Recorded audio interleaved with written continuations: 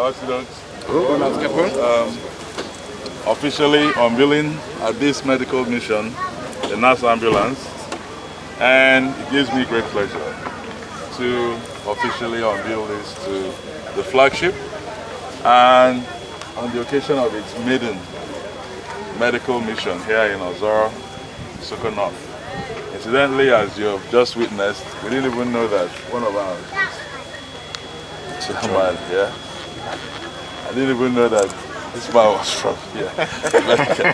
And we weren't supposed to have come here, but when we wanted to do our project in Agbaru, they said they didn't want the water we wanted to put in there for them, so we had to move to the next one and see how Providence works.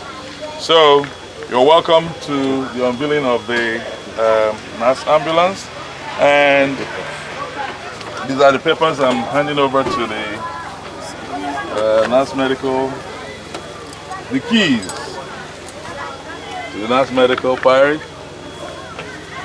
and the papers.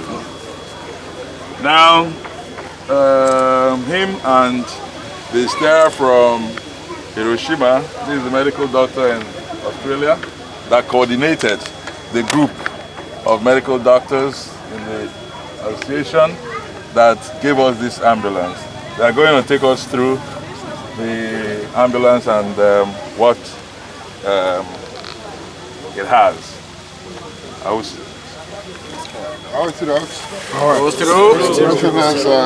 Hiroshima. We know how the thought of the ambulance started. We cannot operate a medical mission without an ambulance. Like I said before, emergencies happen all the time. If a kid falls down there, we need to have something as backup to resuscitate any patients, including us too, like when we go for converges and all that. So that is how the thought for the ambulance started. And then we were able to muster sea dogs in diaspora who are physicians to come together to put those and brainstorm to get this ambulance. Well, it is a fully equipped ambulance, so which means that we should be able to do a lot if anything happens. As you can see, first of all, we'll look at the entry. You have a double entry, one door there and another door there. So that's for safety in terms of transport. So if you walk in, the first thing you need to see, if you come in here, find out that you've got your oxygen tank here. You have resuscitation equipment. Here we carry amber bags. So these are equipments that in case you need to breathe for somebody who has stopped breathing.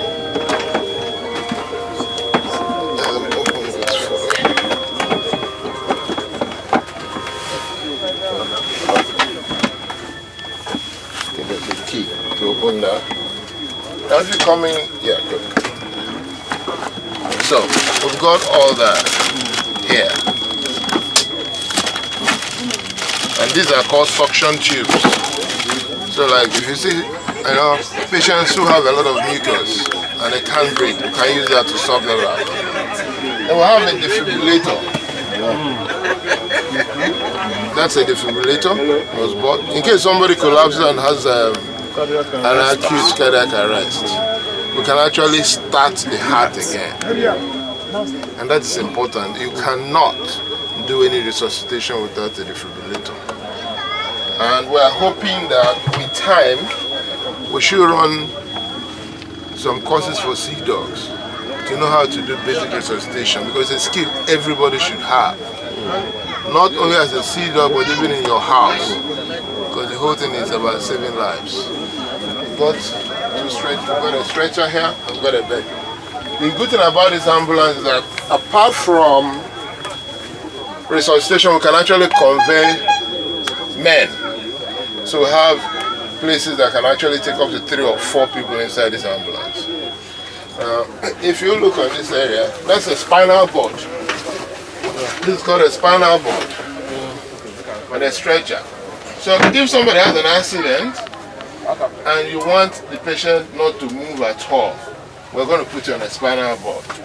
So if you have, we suspect you have a spinal fracture, we're going to use a spinal board and we have this.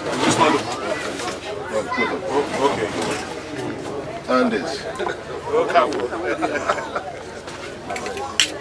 So this ambulance, when we saw the ambulance from the teaching hospital, which was empty. It was after that convoy that I decided to get men together to make sure that we practice what we preach. We need to get this, we need to train people because life is important. We must stop death of preventable deaths must be stopped, and that is the way to go. We must reduce the percentage. Ahoy. Ahoy.